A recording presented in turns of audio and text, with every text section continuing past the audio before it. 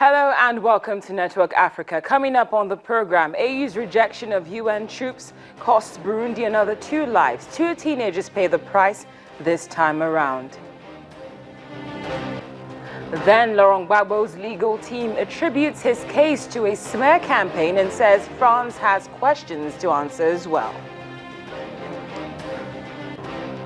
And later on, it's officially been 1 year since Network Africa went daily. We look back at our top 3 moments.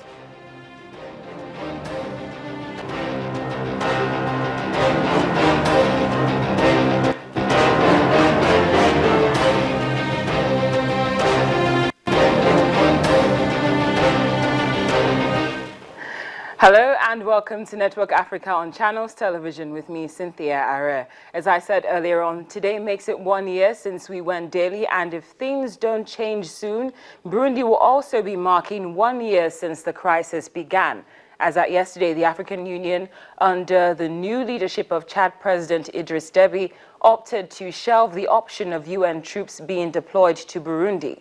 As expected, that option has had a negative effect, with 2 teenagers aged 14 and 15 paying the price this time around. We understand that the brothers were shot dead as armed men attacked their home in Nyamutendiri, injuring their father and uncle in the process. The attack could be politically motivated because the area is known to be a stronghold of former rebel and opposition leader and now Deputy Speaker of National Assembly, Agathon Rwasa. Tune in tomorrow when we have our focus on Burundi for more on the situation there. For now, let's bring you highlights on Burundi this week so far. Based on what we just told you, 2 teenagers have been murdered. As at last night, the African Union has rejected UN troops.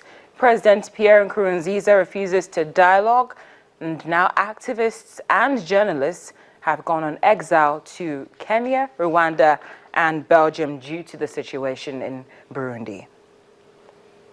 In other news, defense lawyers for former Ivorian leader Laurent Gbagbo are pointing the accusing finger at his bitter rival President Alassane Ouattara, accusing him of seizing power by force and also being aided by former colonial ruler France after disputed 2010 elections. In an opening statement on the 3rd day of Mr. Gbagbo's landmark trial on charges of crimes against humanity, his defense lawyer sought to unmask what he called a smear campaign against his client.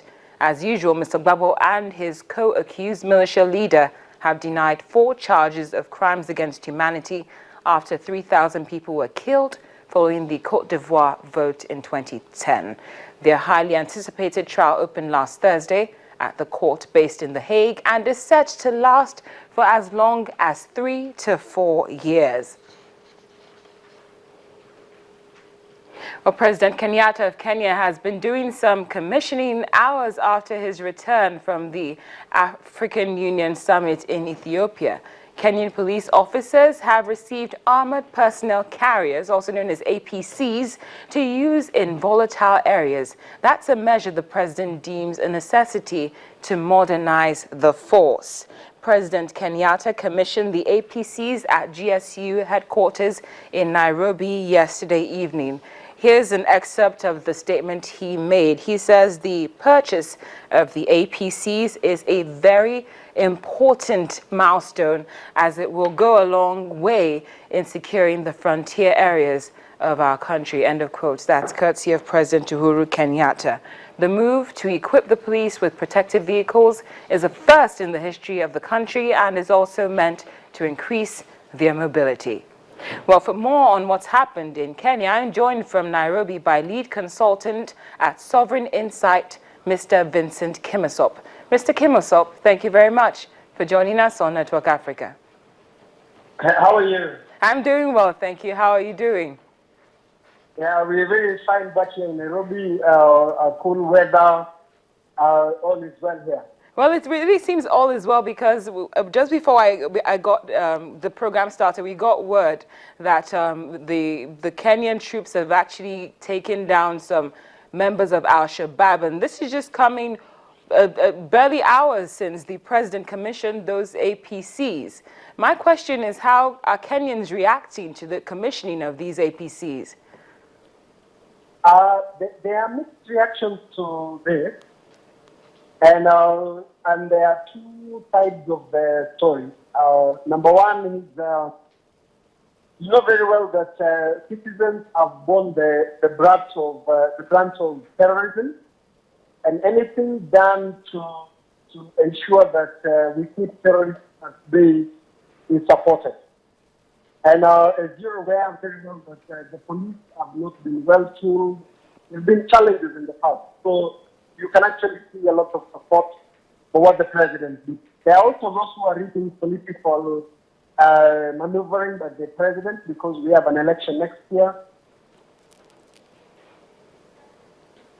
What is causing people to be afraid and concerned. But basically those who are reading from a political dimension, that is where the concerns are. But overall, there is a big public support for what the president has done. Well, Mr. Kimisop, do you think this is a step that could be replicated by the Nigerian government, especially when we remember that the president was just with your president last week, and part of what they were discussing was counter-terrorism? Yeah, I will not be surprised, but this is one of the things that will be important to Nigeria. Remember, Cynthia, that when the fight against terror is not the puzzle approach. Yes. It's actually a mythical approach because you're fighting. You're not fighting a conventional enemy. You're fighting a faceless enemy. So you keep all your strategies on the table. So we have concerns about militarization of the police, but at the same time, seeing what the negative effect that terror has done. It brought down our tourism industry, and anything done to bolster and send a strong message is actually supported. So I will not be surprised because we know Nigeria has a difficult time addressing terror, and experiences, particularly locally based, will actually be one of the best ways of addressing and reversing the negative effects of terrorism. Well, Mr. Kimisop, lead consultant at Sovereign Insight, thank you very much for joining us on Network Africa. Still to come on Network Africa, Africa's first solar-powered bus is unveiled and commissioned in Uganda. Details in just a moment.